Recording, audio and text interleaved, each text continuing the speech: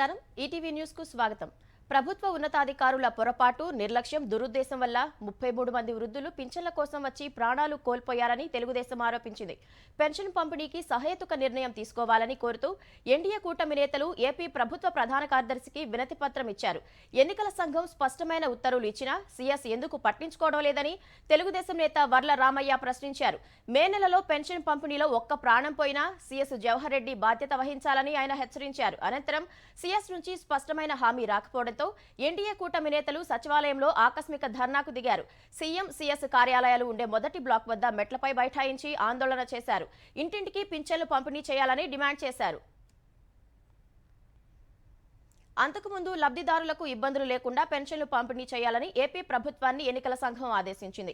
Pension సహా నగదు బదిలీ పథకాలకు అనుసరించాల్సిన మార్గదర్శకాలను మార్చి 30నే జారీ చేశామని వాటికి అనుగుణంగా పెన్షన్ పంపిణీ చేయాలని సీఎస్ జవహర్ రెడ్డికి ఈసీ సూచించింది।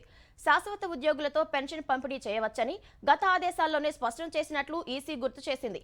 పెన్షన్ పంపిణీ వ్యవహారంలో ప్రభుత్వ తీరుపై చాలా ఫిర్యాదులు వచ్చాయని తెలిపింది। లబ్ధిదారులకు తీవ్ర ఇబ్బందులు ఎదురైనట్లు తమ దృష్టికి వచ్చిందన్న ఈసీ ఎలక్ట్రానిక్ విధానాలు సహా ఉద్యోగుల ద్వారా పెన్షన్ పంపిణీ చేయవచ్చని వెల్లడించింది। ఎన్నికల నియమావళి అమల్లో ఉన్నందున లబ్ధిదారులకు ఇబ్బందులు లేకుండా పెన్షన్ పంపిణీ చేయాలని సూచించింది। ఇందుకోసం వాలంటీర్ల స్థానంలో ప్రభుత్వ ఉద్యోగులకు పెన్షన్ పంపిణీ చేసే బాధ్యతలు అప్పగించాలని సూచించింది। నవరత్నాలను వచ్చే 5 ఏళ్లు కొనసాగిస్తామని వైకాపా హామీ ఇచ్చింది।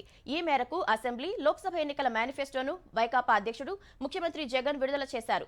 9 ముఖ్యమైన హామీలతో 2 పేజీల మేనిఫెస్టోను ప్రకటించారు। అమ్మఒడి సొమ్మును 15,000 నుంచి 17,000కు పెంచుతామన్న ఆయన దానిలో 2,000 రూపాయలు మరుగుదొడ్ల నిర్వహణ కోసం తీసుకుంటామన్నారు। వైఎస్ఆర్ చేయూత, కాపు నేస్తం, సున్నా వడ్డీ పథకం కొనసాగిస్తామని వెల్లడించారు। ఆర్థిక వనరులు సహకరిస్తేనే సామాజిక పింఛన్ల పెంపు ఉంటుందని జగన్ చెప్పారు। మళ్లీ అధికారంలోకి వస్తే చివరి 2 ఏళ్లు 250 చొప్పున పెంచి 3,500 రూపాయల పింఛన్ ఇస్తామని ముఖ్యమంత్రి జగన్ వివరించారు। వైకాపా పాలనలో బడుగు బలహీన వర్గాల జీవన ప్రమాణాలు అధ్వానంగా మారాయని ఏపీ పీసీసీ అధ్యక్షురాలు వైఎస్ షర్మిల ఆరోపించారు। ఈ మేరకు సీఎం జగన్ కు బహిరంగ లేఖ రాసిన షర్మిల రాజ్యాంగ పరంగా దక్కాల్సిన హక్కులకు కూడా దిక్కులేని పరిస్థితి ఉందన్నారు। ఎస్సీ ఎస్టీ ఉప ప్రణాళిక నిధులను దారి మళ్లించడం ద్వారా అన్యాయం చేశారన్న షర్మిల అంతకుముందు ఉన్న 28 పథకాలను నిలిపేశారని ఆరోపించారు। దళితులపై దాడులు దాష్టీకాలు పెరుగుతున్నా పట్టించుకోలేదన్న షర్మిల దాడులు నివారించి వారిని కాపాడేందుకు ఎలాంటి నిర్దిష్ట చర్యలు లేదని విమర్శించారు। దళితులపై దాడులు చేసిన వారిలో అత్యధికులు వైకాపాకు చెందిన పెత్తందారులే ఉన్నట్లు షర్మిల తన లేఖలో వివరించారు। ఎస్సీ ఎస్టీలకు 5 ఏళ్లలో ఏమీ చేయలేకపోయినందుకు వారికి క్షమాపణలు చెప్పాలని సూచించారు।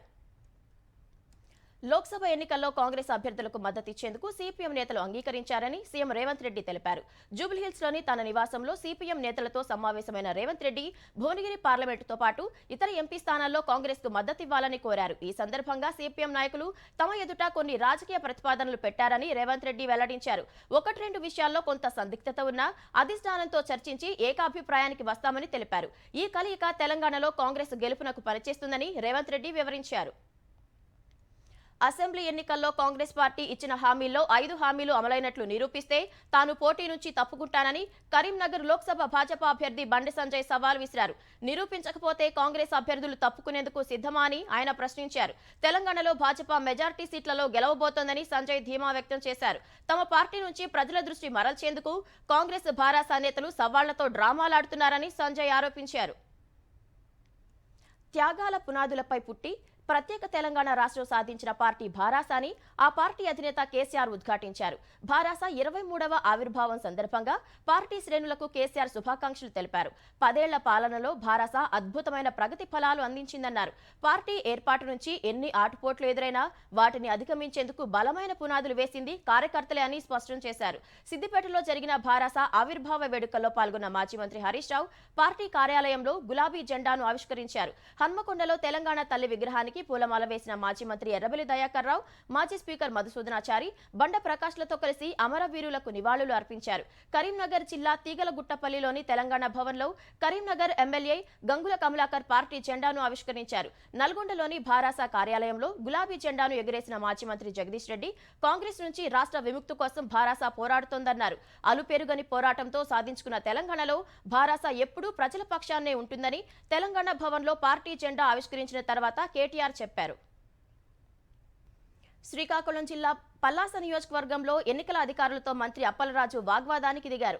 నిబంధనలకు విరుద్ధంగా ఉందని వైకాపా ప్రచార రథాన్ని ఎన్నికల అధికారి ఆశాలత ఆపగా అప్పలరాజు ఆమెపై ఆగ్రహం వ్యక్తం చేశారు. ప్రచార రథం ₹1,00,000 ఆవిడకు ఇచ్చేయండంటూ తన అనుచరులకు చెప్పారు. మీ ఇష్టం వచ్చినట్లు తయారు చేసి వాహనం ఇవ్వాలని, అప్పుడు వాడుకుంటామని తీవ్ర స్వరంతో అన్నారు.